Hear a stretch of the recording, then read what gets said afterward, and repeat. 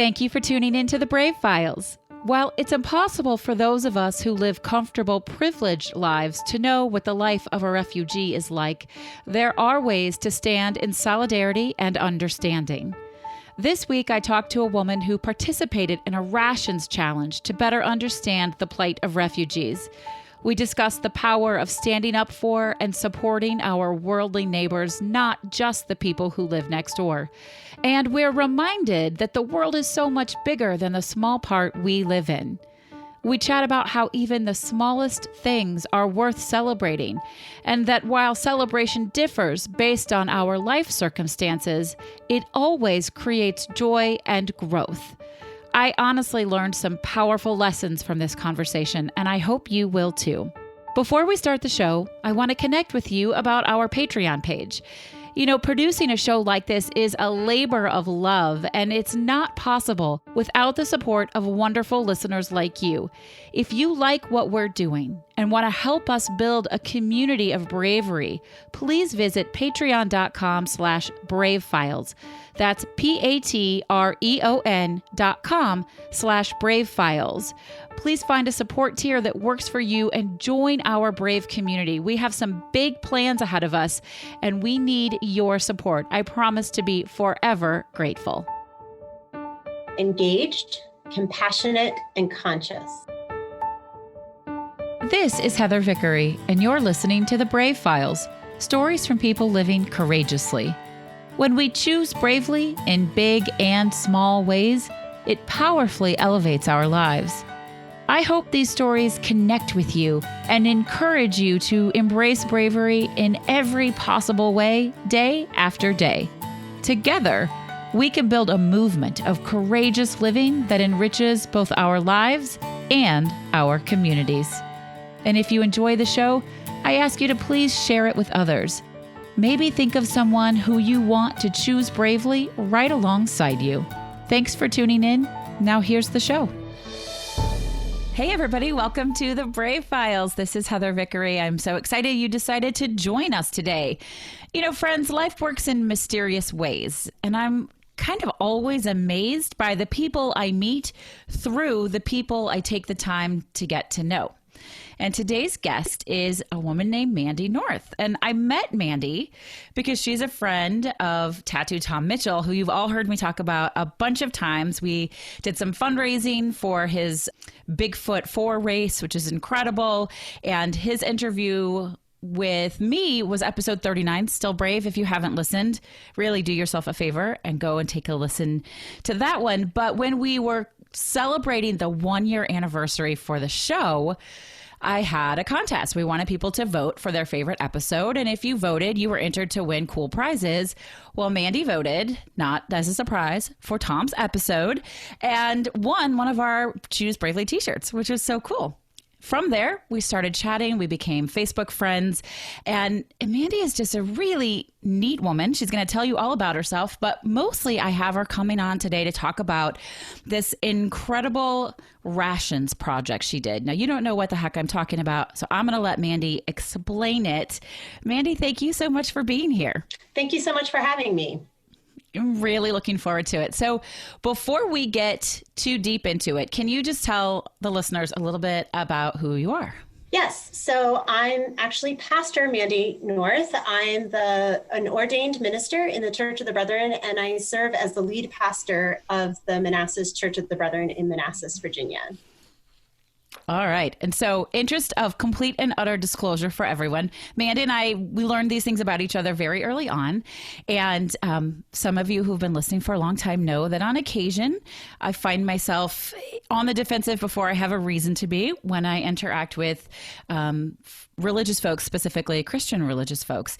But I sort of took a deep breath and I thought, gosh, this lady seems like a really nice lady. And she's friends with Tom. And if she's friends with Tom, she's got to be a cool chick. And I just straight up ask you, right? I said, all right, so how do you feel about LGBTQ people? And what'd you say? Do you remember? I don't remember exactly what I said, but I do know that all people are people who are created in God's image, and all people are people who are called to love and be loved. And so I think that all people need to be loved and have the right to feel loved. So it was a pretty solid answer. And it was it was a journey for me where I'm learning to trust my instincts and ask questions and not make a judgment right away. I think I help other people do that. So thank you, Mandy, for helping me recognize that that I can be brave in situations where it doesn't always feel easy to be brave. I appreciate that. But through getting to know you, you've done an extensive traveling. Tell us a little bit about some of your travel work. And you were recently, I'm not going to get this right, in Africa, but I don't remember where. Yes, I was in Africa in May. I traveled with an organization called New Community Project. And I had the opportunity to go to South Sudan, Uganda, and Rwanda. And I was able to meet with some people from the DR of Congo. Yeah. Yeah. And so New Community Project is an organization that does two things. They have a project called Give a Girl a Chance that educates girls and empowers women through skills training and microloans. And they have another project that they call If a Tree Falls, where they are trying to plant 1 million trees in 10 years for our environment and creation. That is incredibly cool. Now, is this the first time you've traveled overseas like this? Yes, this is definitely the first time I traveled. New Community Project offers learning tours, and it's an opportunity. It's not a mission trip. It's not a work camp. It's totally a trip to just go and learn about the project. Okay, I want to do that. Can you help me figure out how to do that? Yes, you can go to the New Community Project website, which is newcommunityproject.org, and just click on their learning tours and find a learning tour that fits your schedule and ability to go. Yeah, that's very, very cool. And I am absolutely going to check it out. So maybe some of the listeners will as well. All right. So coming back from that trip, and I don't actually know what led you to your Rations Experiment. And I also think you should explain what the heck I'm talking about. But can you talk us through that process a little bit? Yes. So during my time in Africa, I was able to visit with people and meet people who are refugees from South Sudan living in northern Uganda. And one thing that New Community Project does is support a women's group who are women from South Sudan living in northern Uganda, doing skills training and microloans so they can have their own small businesses, even while they're at a refugee resettlement camp. I also had this privilege on a bus from Uganda, northern Uganda, into Kampala, Uganda, the capital, to meet a guy named John, who was in South Sudan when the violence broke out. And when he was 9 years old, I have a son who's 9, he realized that it wasn't safe for him there or for his friends. So he and a couple of his buddies left home and fled to Kenya and lived in a refugee resettlement camp there for 7 years. Wow. And then were welcomed into the United States as one of the Sudanese lost boys. I'm not sure if you're familiar with that, but no. He was able to get an education here, get his high school diploma here, went to college here, and is now an American citizen. Wow. But having 7 hours with him on the bus taught me a lot about refugees and their stories and what they experience as they're fleeing from violence and just trying to be safe and get an education and live life and be free. So I got home from Africa with all of this brewing in my head of all these people that I met and their resilience and their bravery and all of these things. And my friend said that she was going to participate in this ration challenge. It was through an organization called Church World Service, and it's in honor of World Refugee Day, which is on June 20th.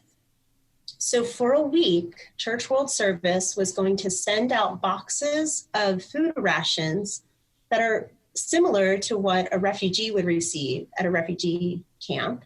Wow. And they were challenging Americans to eat like a refugee for a week.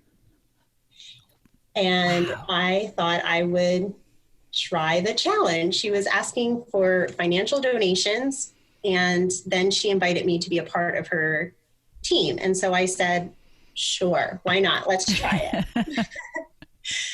when Church World Service started the challenge, they were hoping to maybe get about 6,000 Americans to participate.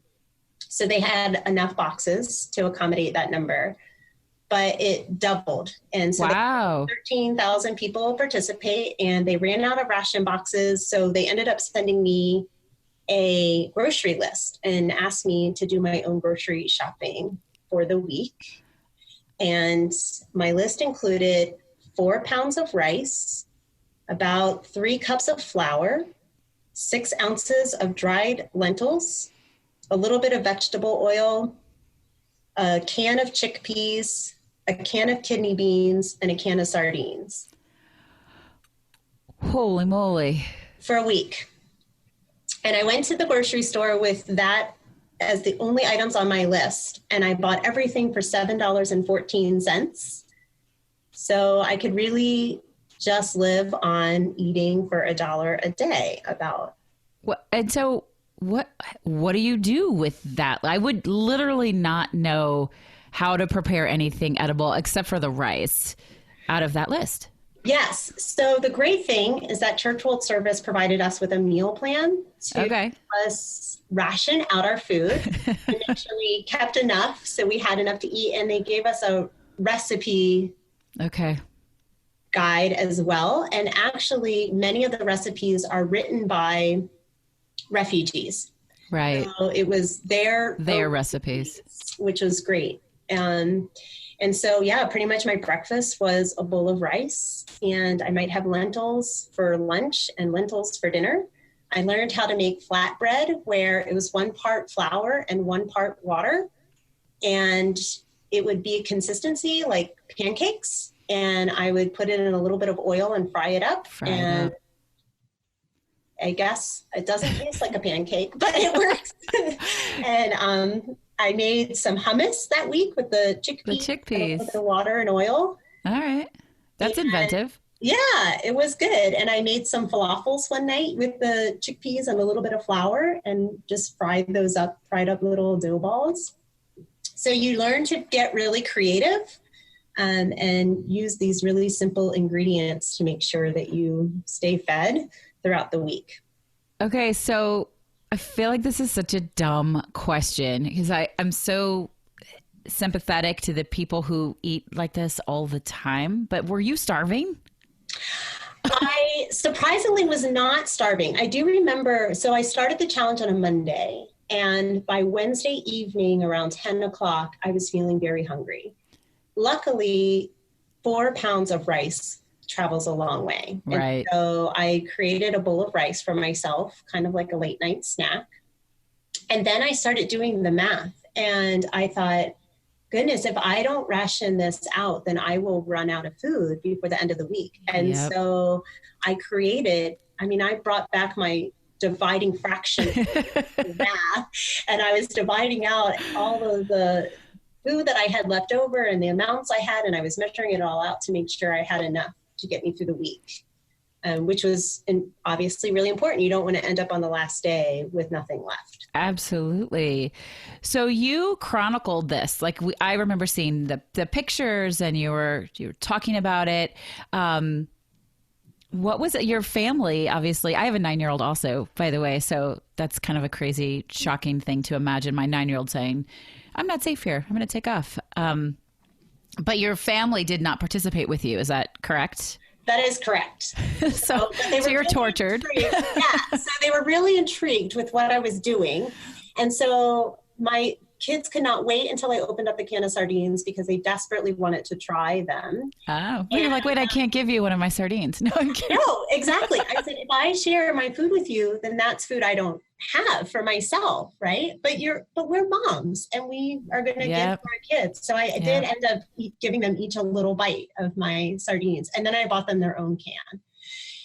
But my daughter was really interested in my flatbread, and so she learned, I actually have a couple of pictures of that too, where she learned how to make her own flatbread.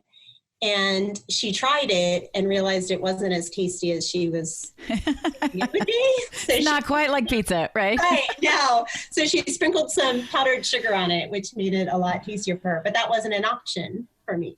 Right. So Right. So she got to learn a lot. I think my kids, their eyes are open to seeing how other Absolutely. kids in the world are forced to live because they're trying. Like a lot of kids, like a lot Yes. of people. Yes.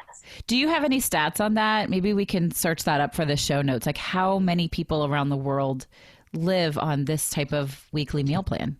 That's a really great question. And I feel like at one point I had that statistic, but I don't have it at the moment. Okay. So we're going to try to find it. But listeners, if any of you know, let us know. Send me a message and we'll share it with everybody. Mandy, tell me, what did you learn from this?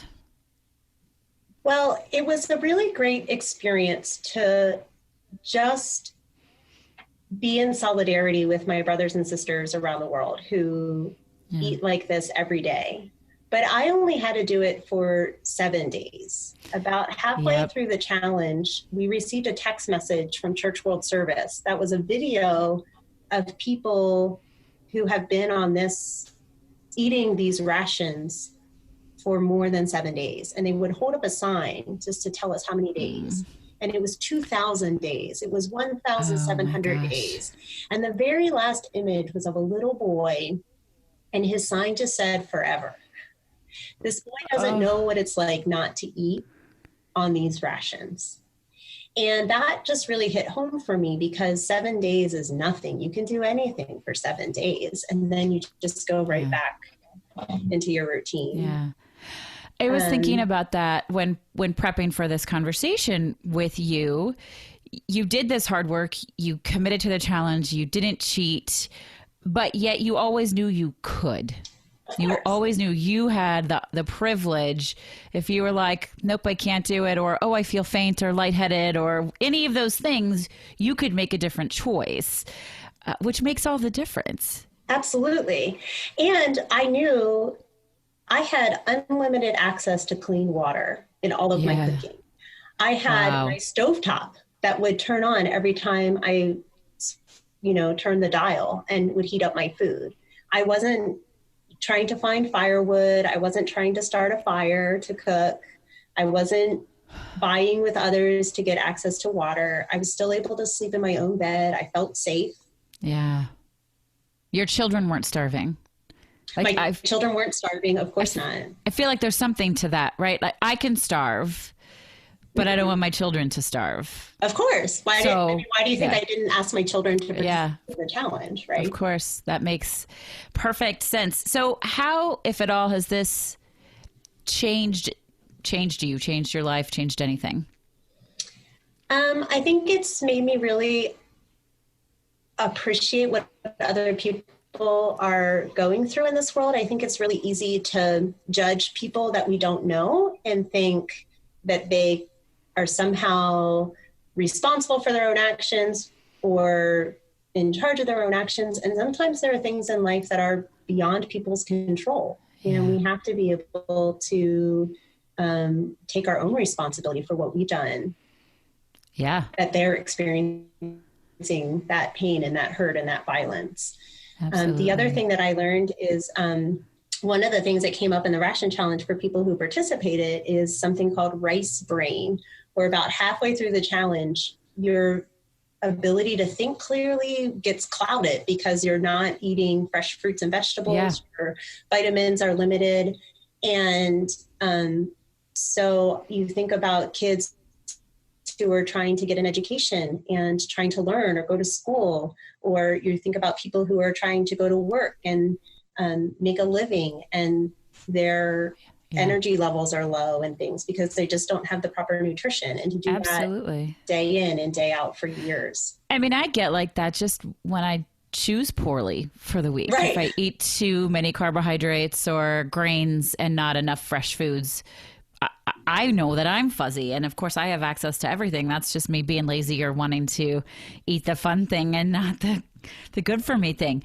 What was the first meal you had when it was over? Oh, that's a great question. I don't think I jotted that down. I should have. I want to say that the first meal I had it on a Monday. Oh, I remember.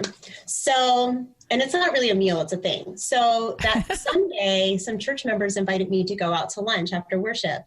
And they knew that I was in the middle of this ration challenge and would be limited in what I could eat. So they just ordered me plain white rice because that's what I could have. But they gave me 2 fortune cookies to take home and eat when my challenge was done. Okay. And so I remember that as soon as my challenge was done, the very next day, I ate one of those fortune cookies. And let me see if I can find it, but we'll keep talking, but I know I have a picture of what that fortune said. That's awesome. I did. It's nothing at all like what you did, but I did a cleanse back in May where I cut out grains and gluten and dairy and caffeine and soy and, all kinds of things. I had access to all the fruits and vegetables that I want. Well, not fruits, but many of them. Anyway, all I could think about was what's the first thing I'm going to eat when it's over. So I'm impressed that you weren't like singularly focused on when I get back to it. Yeah. Did you crave anything? I don't think I really did. I think I felt very much in tune with other refugees around the world who they don't know what their choice would be when they absolutely, and they don't know when it's going to end. And so I didn't want to focus on how I could treat myself when it was fair enough. The fortune cookie the fortune I got said, "Courage conquers all things. It even gives strength to the body." Wow. How about that? Right? That's amazing. Definitely. That is so amazing. I admire that. And I get that. I almost wondered if some part of me would feel reserved to go back to normal eating habits. Did you feel almost maybe a little guilty? Yeah, a little bit. One of the things that we got to do as part of this challenge is we did recognize the fact that people living as refugees are very resourceful, and they will do side jobs and things to make a little extra money to get a little extra. Yeah. And so as part of this challenge, we were given goals, and if we could meet them, we could earn extras. So if I sponsored myself, I could earn a single spice. And so I donated a little bit money to myself, and I was able to earn cumin. So I cooked everything with cumin. And if I sent emails out to my friends, letting them know that I was doing this ration challenge, I could earn tea bags. Oh. And so I did earn the ability to drink some tea. Now I couldn't sweeten it with sugar or, put honey in it or anything, and I only had 2 tea bags. And so I found that you can get a lot of tea out of a single tea bag. Absolutely. And even now I'll reuse tea bags for several days after I use it the first time. Wow. And that's not something you did before? Definitely not anything I did prior to that. That's so fascinating. What was the biggest struggle for you throughout this week? I think part of the struggle was that my everyday life continued. And so I'm eating this ration challenge, but it was funny, Still Brave Childhood Cancer Foundation was having a fundraiser night at a local pizza place. And I love Still Brave and I want to support Still Brave. But how do I support Still Brave at a pizza place when I can only eat? Right? Yeah. And so I did allow myself to order a pizza crust because I thought, well, a pizza crust is kind of like flatbread. It's flour and water. But that's interesting when you go to order, right? I mean, you say, can I just have a pizza crust? And they say, want anything on it? And you're like, no, I can't have anything on it. Just the pizza crust. Wow. Yeah. And that was interesting. And they charge you the same amount, whether you... Of course they do. Right. Of course. So you take it and you go with it. Did you back what you would have put into making that pizza crust out of your weekly rations, or did you just add it a little? Did you? Yeah. You're such a good person. I did try to take that out. And it was interesting because my other friends who were doing the challenge was like, I think that was all of your flour for the week. And I did the math the best I could, and I did try to take that much flour out, and I don't think it was all of it, but yeah, it was tough. Yeah. Wow. Yeah, that's definitely fascinating. Were there any pleasant surprises throughout the week? It was really neat, actually. So I was part of a team, and we created a Facebook message group where we just encouraged each other throughout the week. And another member of my team, her name is Kim, and her friends invited her to lunch in the middle of her ration challenge. Oh, man. And it's almost cruel. Right, exactly. And she was like, well, I can't eat what you all are eating. And they said, oh, no, we're going to all eat as part of your ration challenge. And so her friends created this whole meal where they didn't devote themselves to the whole week, but for one meal, they ate in solidarity with her. And I thought so cool. That was really cool, and supported her through that. And then all made donations to her, to our page and to our group. And so I thought that was a really neat way to support her and eat in solidarity with her, even if they couldn't commit to a whole week. I love that. I think that's so sweet. Other than the tea bags, has anything stuck? Is there anything you're consistently doing differently now? I wish that I could say that there are things I'm consistently doing now. I do really cherish fresh fruits and vegetables in a way that maybe I didn't before. And, but it's hard because I don't need to eat poorly all the time. Right. Right. And thank goodness that you don't need to. Yeah, exactly. And I did have a little bit of pushback from people. They said, when they saw I was doing the ration challenge, they said, those of us who have the resources need to be eating well and properly and stay strong and not like emancipate ourselves or, not starve ourselves, because then we're taking away our energy to be able to help. And I just thought, no, I think there is something to be said about doing something for a week that says I'm standing in solidarity with you. I totally agree with you. And you were not in danger. If you had gotten emaciated and passed out, they would have taken you to the hospital and you would have gotten an IV and you would have finished you were not in danger. No, I was not in any danger. So, which is a blessing because so many of these refugees are in constant danger. Poor and they don't have health care and a 911 to call or a hospital ambulance. They don't have access to that. I think it's so wonderful that you did this. I appreciate the eye-openingness of it, the ability to learn from what you've learned. I just finished reading Trevor Noah's memoir, which I don't know, you might like it because it's called Born a Crime. He was born in South Africa as a mixed race child when it was literally illegal to be mixed race. Have you read it? Yeah, I would love to hear that story. Yeah. I haven't read the book, but I'm familiar with Trevor Noah. So. It's very, very good. Really, it's funny, but serious. Like I learned a lot. But he has this line where he says, you cannot dream of things you've never imagined. Right. And you said that, I think, about the food, right? People who live like this all the time, they're not thinking about their next meal. It never occurred to them that they could have what else is out there. What's an apple like? Or what's it, they don't know. They don't have access to that. And that stuck with me so much because so many people just simply aren't exposed to things enough to know what they could dream of, to know there's a different choice. So sit with that for a little while, everybody. Right? We forget about the fact that we just all have access that so many people don't have.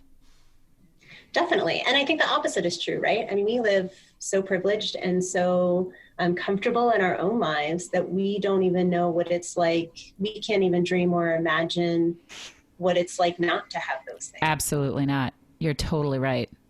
I cannot begin to comprehend. I can empathize. Sure. But I can't imagine. And I try my best to be pretty quick to say, I can't know what it's like. I can't know what it's like to be anything but me. Right. But I hear you and your story is valid and how can I support you? But it's difficult. Definitely. I mean, that was one thing that I loved about this trip to Africa was for 2 weeks, I could just go with my listening ears and hear their stories and learn from them about life and hardships and overcoming the odds and being brave and all the things that we think we're doing here in America, but we just aren't doing quite in the same way. Yeah, absolutely. What a gift. I love that.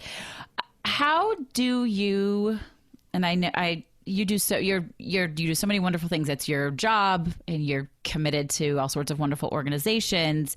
How do you celebrate something that you feel is successful? Yeah, it's funny. I asked somebody this question last night and I said, how do you think I celebrate successes? And they kind of chuckled and said, you do that little silly dance that you do when you clap your hands a lot. That's awesome. And you didn't know you did it? Yeah, I guess I do know. It's like this energy just builds up inside of me and I just get so excited. I just can't kind of clap in glee. And it's little things, right? I mean, what is success? It's all exactly that pile up. Every time. Every time. A smile on someone's face when they weren't smiling before. Yeah. A time to show love for someone who hasn't felt love. I mean, all those things. It's just little successes. Absolutely. I love that you said that.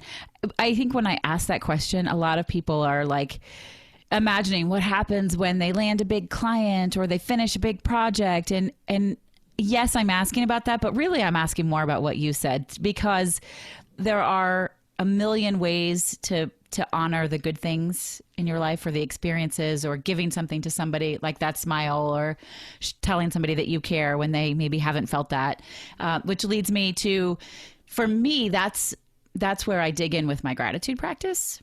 Mm-hmm. That's where at the end of the day, I sit and say, I'm so grateful I was able to make this stranger smile today, or, those types of things. Do you have a gratitude practice? I think it's really important to just be grateful in all the things. Yeah. As my role here at the church, we just have several staff members and several members of our faith community who serve in amazing ways. And to see all the little things that each person does and to say thank you in that moment is so important. Absolutely. In the moment. That's the key. Right then. It's really easy to just take that for granted, that the trash is going to be taken to the curb or that this email is going to be sent. But those are the little things that really add up and make us able to do the work that we do to serve our community. And I think that's just really important. I agree. I love that.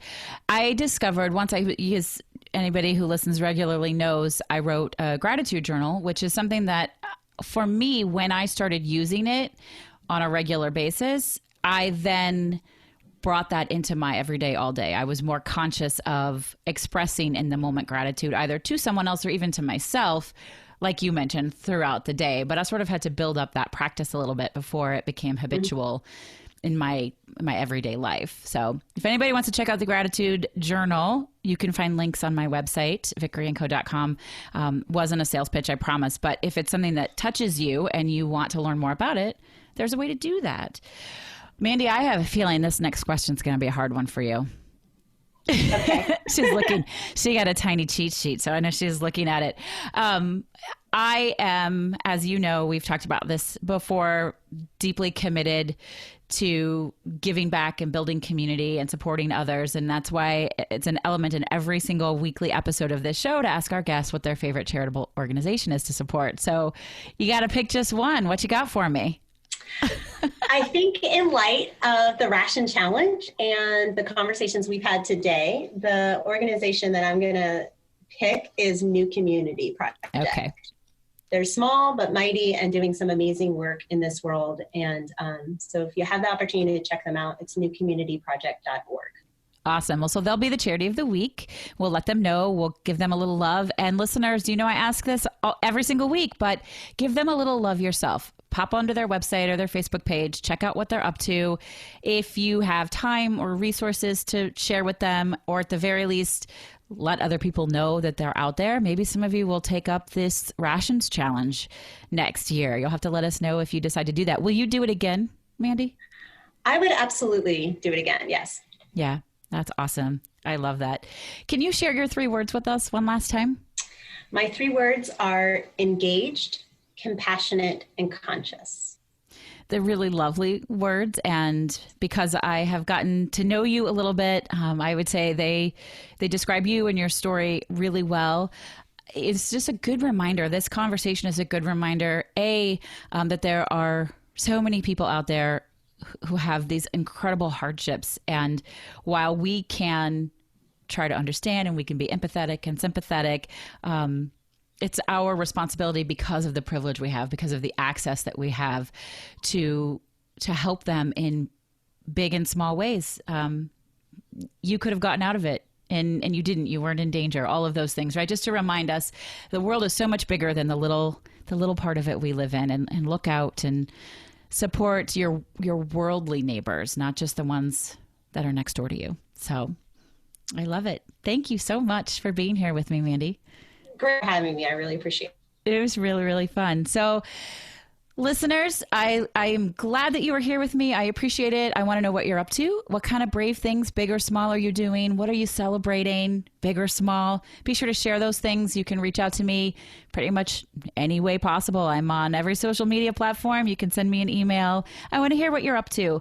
If you like the show, which I hope that you do, I hope you'll consider becoming a Patreon supporter for ours. For as little as $4 a month, you can help me offset the costs. It's quite pricey to run this show every week, and I love it, and I'm passionate about it, but I could use the support, and there are some really great, fun Patreon rewards. So go check it out at patreon.com/bravefiles.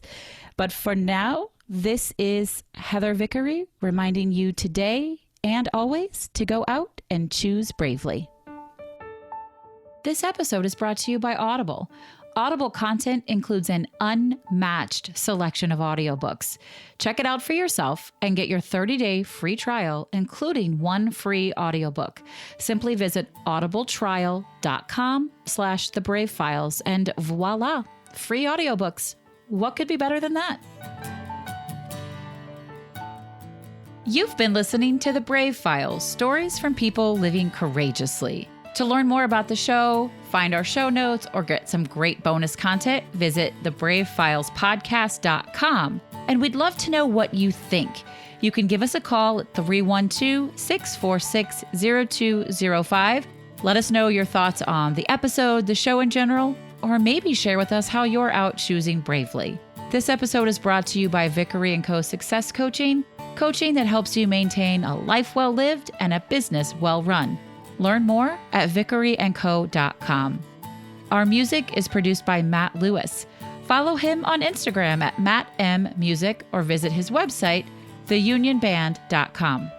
We couldn't do any of this without our extraordinary audio engineer, Andrew Olson. Learn more about him and check out his work at findandrewolson.com. And special thanks to our associate producer, Kim Statler. I'm your host and executive producer, Heather Vickery. Thanks for tuning in, and we'll talk to you next week.